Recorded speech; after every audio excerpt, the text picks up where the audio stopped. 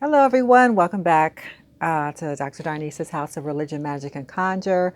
I just want to come and make a follow-up to that video I just made about the white evangelical Southern Baptists, because I mentioned in that video offering a class on critical race theory and intersectionality. And, I said that kind of late in that video, and I know some of y'all don't always get to the end of the video, which is fine. You do what you can, but I just wanted to come on and with a video, sort of on its own and ask again about that. If you want to do a one-off or kind of two-session class on critical race theory and intersectionality, because that's what the white evangelical Southern Baptists are rejecting. They do not want to teach about systemic racism in America in their seminaries. So they're going to train clergy to go out and minister to the public, but they do not want to talk about, basically where we are in America, this reckoning that we're dealing with right now. And as Black people, we know that we just routinely have to keep going over this race stuff. I mean, we're already living it, right? But we just continue to have these eruptions. And then, white Americans act like they don't know why. Why do these things keep happening, right?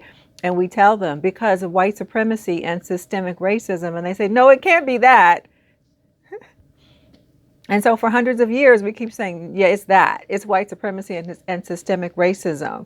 And they say, no, it can't be that.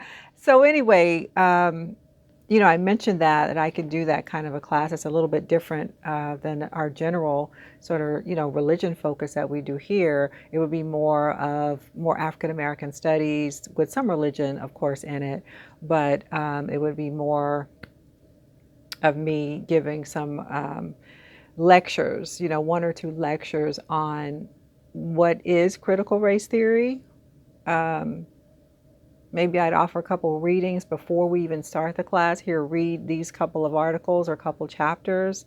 Then we could have a good discussion about it. Another option is just to have like a book club and work through a book. You'll probably have heard about this over the summer because so many people were on the bandwagon to be anti-racist, right? How to be an anti-racist by Ibram Kendi. So, we could read through something like that. I mentioned I did a video about the first African-American cardinal. And so some of the Catholics got kind of excited about that, which I'm glad as well. So this is Father Brian Massengale, an African-American priest, and a book that he did. I don't know, that might be showing up as reversed on here. It's called Racial Justice in the Catholic Church. Again, Father Brian Massengale, an African-American priest who, did he move to, I think he's at Fordham, or he might have moved to a different university. Yeah, he's at Fordham University now in New York.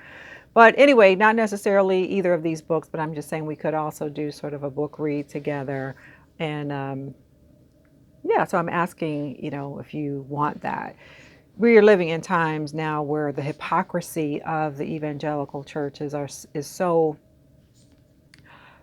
blatant. It is really like they're saying to Black Christians, we don't even care if you see how hypocritical we are. There's no prophetic edge anymore. They've not been willing to be critical of President 45, right? They were not even willing to be critical of even his most egregious sins and immorality, right? They used to consider themselves to be part of the Republican Party, which held themselves out to be such, the moral majority. They held a moral upper hand, they used to say. And they have to admit now that they've lost the moral high ground. If they ever had it, they claimed it for themselves at one point. And, it's like, well, that was already problematic that you claimed it for yourselves. But now you've fallen so far from your own moral high ground. Who are you anymore? White Christians, who are you anymore? And what are you standing for now?